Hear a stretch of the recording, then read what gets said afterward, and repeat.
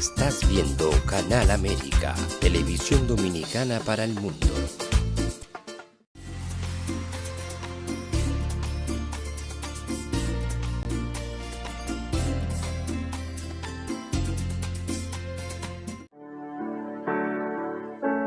Sometimes life can be so damn hard. You don't know where to go. Everything keeps falling apart.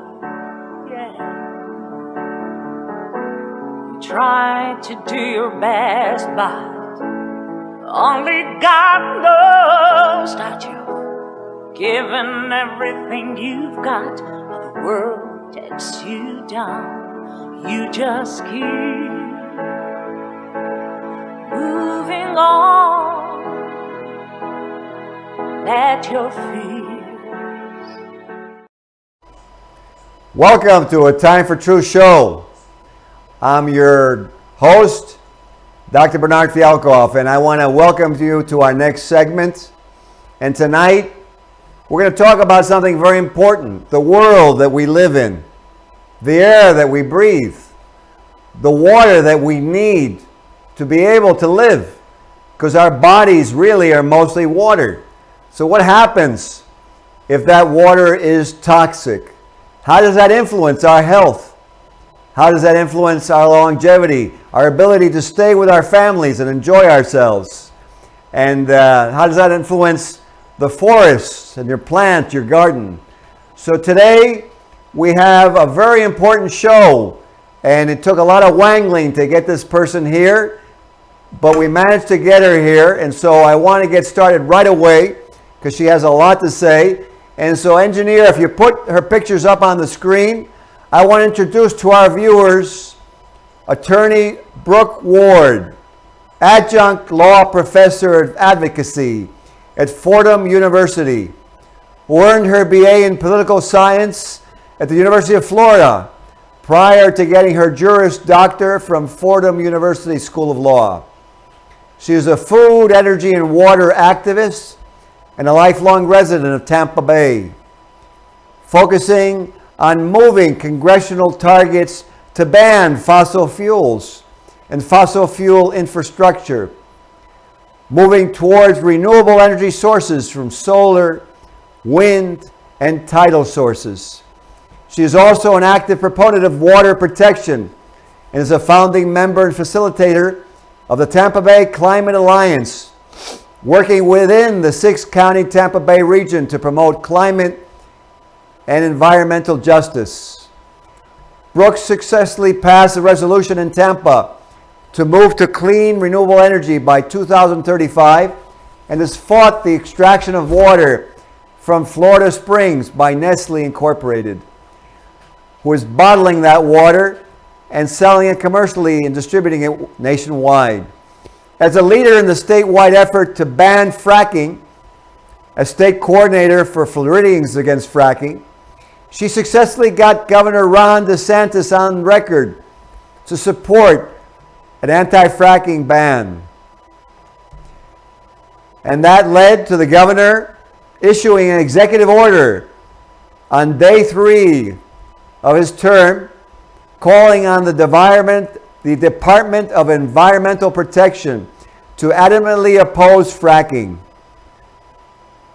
Brooke has worked on over 40 political campaigns as a campaign manager, advisor, and field director, and has worked for several nonprofits, including Food and Amp, Water Watch, Environment Florida, Florida Consumer Action Network, and PBS. She also managed a field campaign for Next Gen Climate to pass Amendment 1, the Florida Water and Land Conservation Initiative. I really don't know when she sleeps or takes a moment to rest. And I have to mention her father, Walter, who is an unbelievable man and great humanitarian himself. And I can see that the apple fell right next to the tree. So I want to welcome to our Time for Truth show, and please bring her up on the screen, Buddha. Welcome, Brooke. Well, hello, good evening. Thanks for having me. Thank you for taking time. I know you're a busy lady, and rather than hearing me speak, I want the viewers to actually get as much information from you as possible. So first, I wanted to ask you, what motivated you to become an attorney? Well, I'm not a practicing attorney, so I do want to clear that up. I chose to go into activism after I received my Juris Doctor. Originally, I went into law, though, because I wanted to make a difference in the world. When I got out and I started working in the system, though, I realized that there were a lot of things that needed to change, and that motivated me to go into the organizing career so that I could actually change the system that we live in, so that we can fight these big corporations and injustices that exist in our world. Well, thank goodness that you're doing that, because I can see, and you've made me very aware through the few conversations that we've had. So, what was the first environmental issue that you decided to take up? Well, my environmental background goes pretty far back. Even as a small child, my mom had us in recycling and Ranger Rick programs. So I've always identified as being an environmentalist. But where I really got involved was while I was in law school. I became very interested in food justice. And that's access to healthy, affordable foods for all people. And that's tied really closely to our water supply as well. And so the deeper I went into food justice, the more I realized that the water that's coming onto our food is also impacting the quality of that food. And that unfortunately our food, water, and energy systems are pretty much ran exclusively by large multi-billion dollar companies that really are not having our interests in mind and are cutting corners and taking advantage of our resources, so that they're really not being kept at the quality that they should to sustain life on this planet.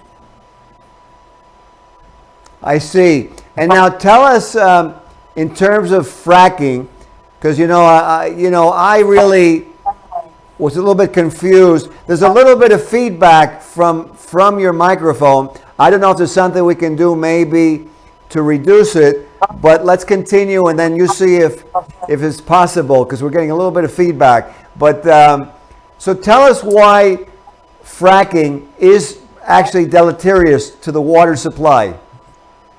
Yeah, of course. So I think that when we're looking at pollution in our water supply or anywhere in our environment, we need to go literally upstream many times to find out why the water is being polluted in the first place. Too many times we put Band-Aids on problems rather than solving them.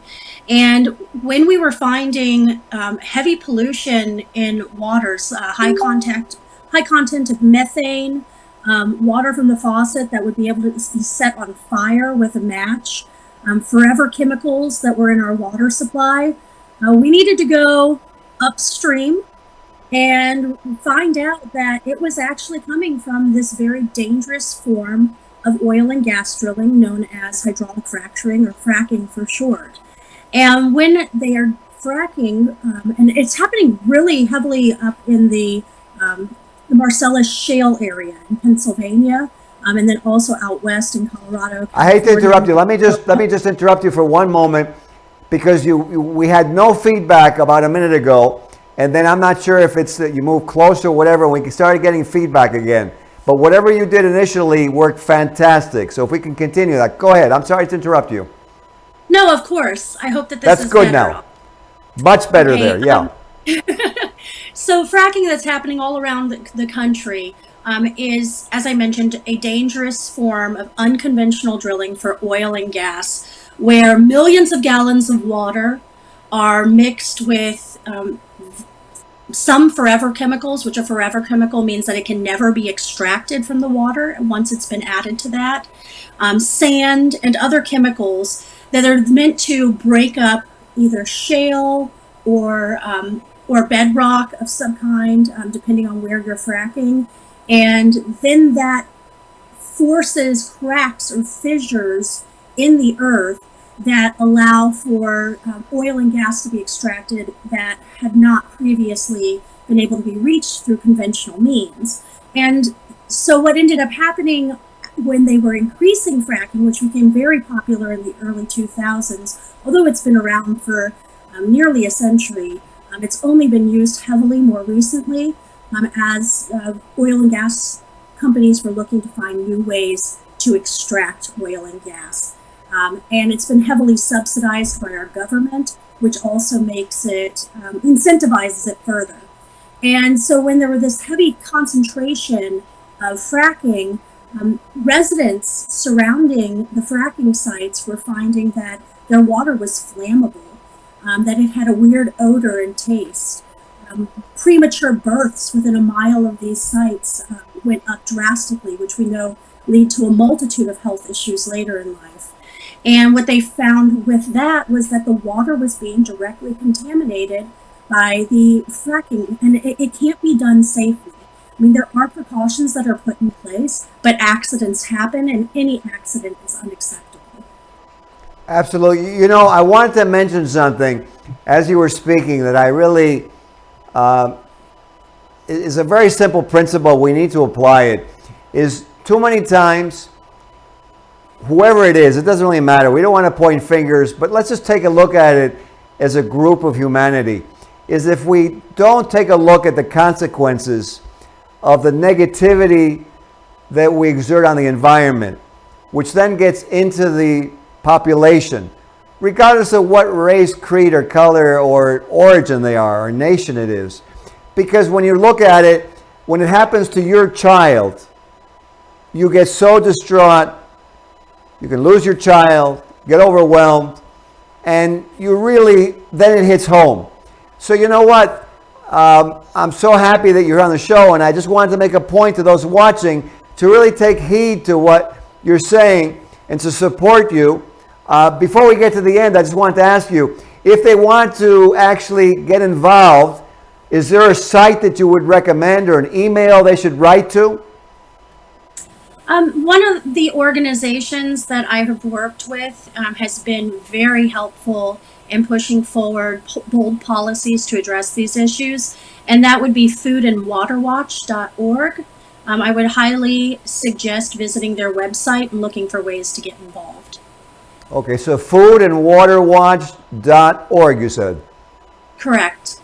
Very good. So now let me ask you a question, because, you know, we spoke a little bit about this, and I was aghast that the actual water that exists in Florida that belongs to the people of Florida, so that they could actually get it in the municipality for free, and somehow it's not happening. So tell us a little bit about this with commercialism with the actual water aquifers.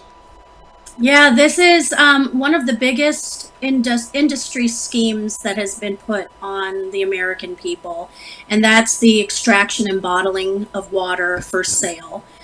Florida's aquifer lies under about 3/4 of our state and provides water for drinking, cooking, and bathing to over 90% of our residents. And this aquifer we're attempting to keep pure. However, we have our gorgeous springs that have incentivized companies like Nestle to come in and purchase the right to extract that water. So here in Florida, they often bottle it under the term Zephyr Hills. Up in New York, they usually bottle it under Poland Springs. It has many different faces, but it's all the same thing, that Nestle and other bottled water companies either are coming in and extracting millions of gallons, sometimes per day, from springs, which is then emptying the aquifer and lowering the quality of the water. Or other times what they will do is purchase municipal water directly from the municipality, put it in a plastic bottle, and then sell it back to the residents.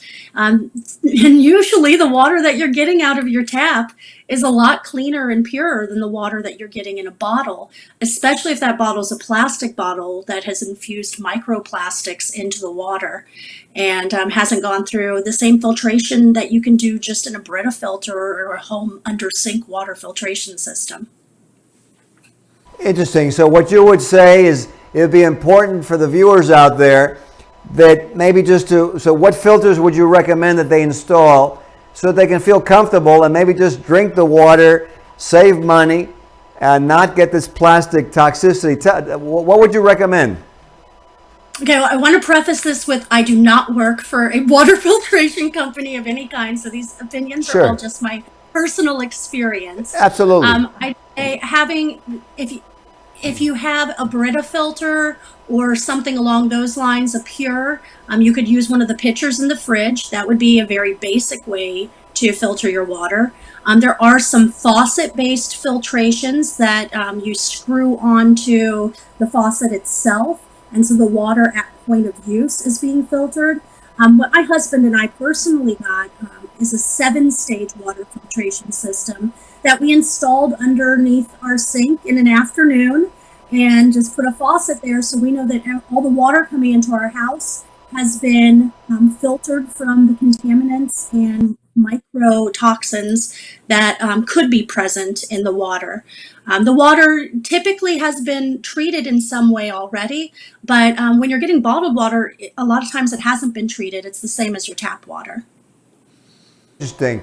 So, and you said something that I found very interesting, that New York City water is some of the best water in the country. Is that true? Yeah, there's also a very large aquifer in the Northeast, and New York City has been able to draw directly from that aquifer. But if you look around the city, a lot of times you'll see these water retention holders on the top of your skyscrapers and whatnot, and condominiums. But New York City has a high filtration process and has been ranked as some of the best tasting and cleanest water in the country. Well, you know what? Since New York City gets so much criticism and the government's gotten criticism, let's give them an acknowledgement, because obviously they're responsible for that. So that's really good that the New York City government and the mayor's office is providing this great water for our residents, and it's important to give compliments and give acknowledgments when they're due. I believe in that. So, not just to criticize when you find something, because anyone can make a mistake, and sometimes, we need to change our mindset. So let me ask you a question in terms of food. Because we talked about water, we talked about the fracking. So what's going on with food, or what would you like to mention about that? I would love to talk to you about food, but before we move on to that, I did want to give New York another accolade, which is that New York State has banned fracking statewide. So that's another big pat on the back, and has actually stopped a few fossil fuel power plants from moving forward that would have contaminated water sources. On the food, I'm sorry to cut you up. I want to say something at this point. I think that what we need to look at, and what you said is so important, we don't want to look at this as that you're liberal or you're conservative. Let's look at it that it's your kid that you're saving. And I think that anyone's kid, regardless of their political affiliation or party or belief, deserves to have a good life. So why don't we take heed to this, and instead of worrying so much about what affiliation we have, let's just make the world a better place. I couldn't resist putting that. So go ahead, continue. Oh yeah, I agree wholeheartedly. There's no reason that issues of protecting our food, water, and energy shouldn't be bipartisan, something that everybody cares about. So Absolutely. These are issues that pertain to every single individual. With our food systems, so beyond the fact that a lot of times discarded industrial use water is used to water plants, which is great in some ways for water conservation, but also if there's chemicals in the water that can impact our food sources. But the worst thing than that is this large-scale industrial farming, where farming, whether it be animals or vegetables or fruits, has been turned into a corporate entity, sometimes called big agriculture, where they're actually contributing more to climate change than many other industries, because of the cattle, they're called pathos, where cattle are packed in very tightly into small areas, fed a grain diet, which is not their natural diet. injected with hormones to grow faster and with antibiotics to stop their diseases, and then leaving their waste behind, creating excessive amounts of methane and waste pools that, with our increasing weather events, can get spread into neighborhoods, making families ill. And then also you're eating sick beef or sick chicken. And this is not something that we need to do. We could easily feed our populace with small-scale farming if it were only given the same support that these industrial farms are given. But because of the government subsidies going to large-scale agricultural farming, it's putting out of business those who are taking care in the way that they process and grow our food. Interesting. Well, I think definitely if we take a look at healthcare, the thing that we have to take a look at primarily is what are we ingesting into our bodies to begin with? Because if we're going to combat disease and we're going to, we keep complaining that healthcare costs keep going up. Healthcare, that the doctor is, charging too much money. But let's take a look at an earlier point and do what you said. Let's actually control the water and the food toxicity contamination, and then we can decrease healthcare costs and we can have more monies left over to beautify the environment and maybe to establish some more systems. So let me ask you a question, because you have so much knowledge. What kind of systems are available today that you feel you would like to promulgate on the show or mention on the show that the viewer should look into? Yeah, I think that that's always a really good question, because when people are learning about these issues, one of the first things that they ask is, what can I do? How can I make a difference? Right. And unfortunately, industry has been very successful in marketing us to believe that the onus is on us as an individual to change our lifestyle.